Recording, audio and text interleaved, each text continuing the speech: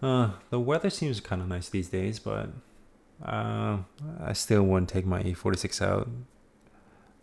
That car can turn into a huge rust bucket if I take it out now and expose it to the salt.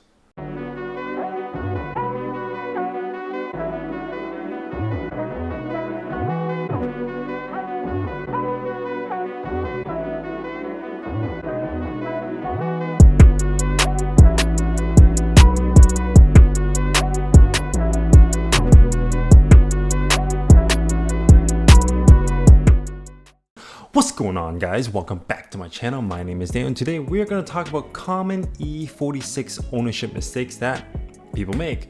Yes, this is quite ironic. I know some may say that owning an E46 might be a mistake in its own, due to the fact that there are a lot of problems that comes along with that E46 ownership later on in its life. But today I'm going to talk about some of those mistakes that I encountered during my years with the E46, so you don't have to make the same mistakes I did. Just a disclaimer, these are just my views and mine alone. Don't take my opinion all the way to the bank.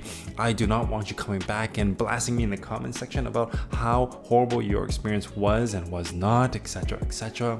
So with that out of the way, let's kick things off with number one. First mistake that I made was repairing my automatic transmission. Yes, if you own an E46 with an automatic transmission, I urge you not to repair it.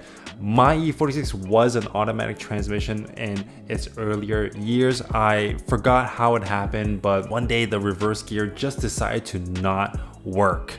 It was such a horrible experience. Whenever I put the gear lever into reverse, it just wouldn't go, and it was just like rev, like I was in a Fast and Furious movie or something.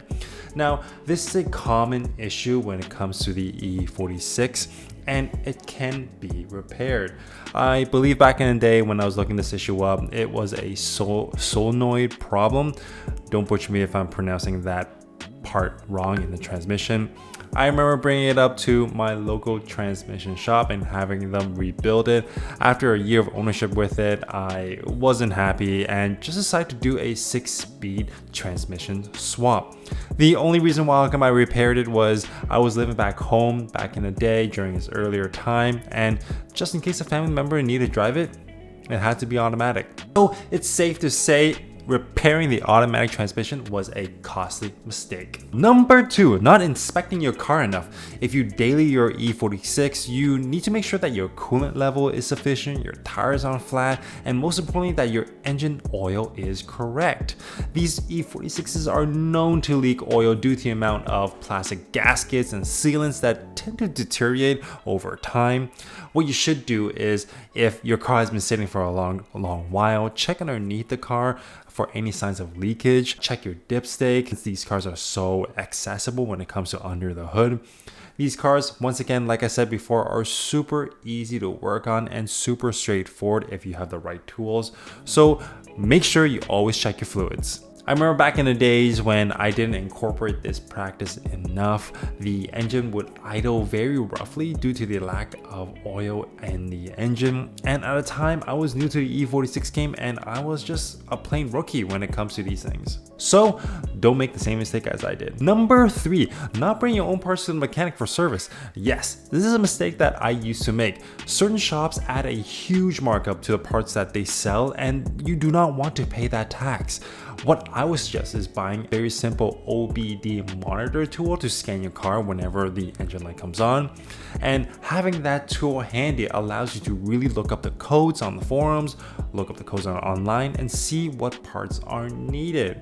Say for example, if your car needs a thermostat, go and buy one off of FCP Euro or other vendors that you trust, so you can bring it to mechanics and save a little here and there. Of course, I am a big believer of do it yourself for the E46 platform, but if you do not have the right tools to do so, you can buy the part and just commission a mechanic to do so. Number four, speaking of mechanics, this brings me to my mistake number four, not doing your research enough before bringing your car to the shop.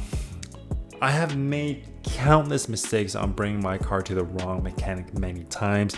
I remember bringing my car to this one mechanic just because it was close and they say that they were specialized in BMW. This mechanic totally botched my window regulator install, and I could tell because the window was bulging out of the window seal and it looked horrible.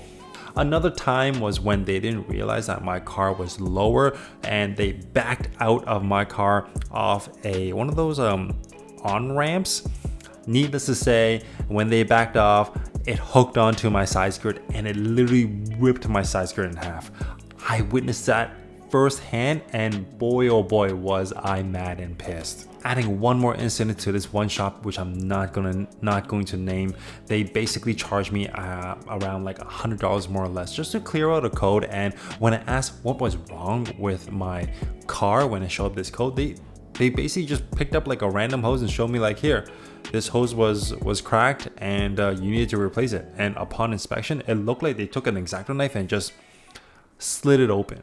Now I could go on and on about how many shops did me wrong in the past. Now I'm definitely going to save you the time and an earful from me, but please go ahead and do your own research in the forums, look up some Google reviews, and nowadays look up their socials, look up their social medias, ask some friends and see if they actually do the work that they promote. And last but not least, number 5 is always check your tire pressure. As the seasons come and go, your tires will often leak out air slowly due to the change in temperature. Always check your tires before heading out on the road. You want to make sure that you don't overinflate or underinflate. The recommended tire pressure is located inside the door jamb on the driver's side. Now, some E46s have the luxury of having tire pressure monitor system, but some don't. So please make sure you double check your tire pressure before going on any road trips or out in general for a long drive. There you have it, guys. These are some common E46 ownership mistakes that I've made in the past. Now, I'm pretty sure you have encountered your own ownership mistakes, and I encourage you to share them down in the comment section down below to let me know what kind of mistakes you've encountered or what mistakes I have made, just so that we could definitely start a conversation and share it with the community. Please like, share, comment, and subscribe to my channels. Please subscribe to my IG. I'm trying to reach 10K over there. Please subscribe to my TikTok. And let me know if you guys like this type of content, because I sure do enjoy making these type of long form content for you guys. And let me know what you'd like to see next. But until then, see you next time.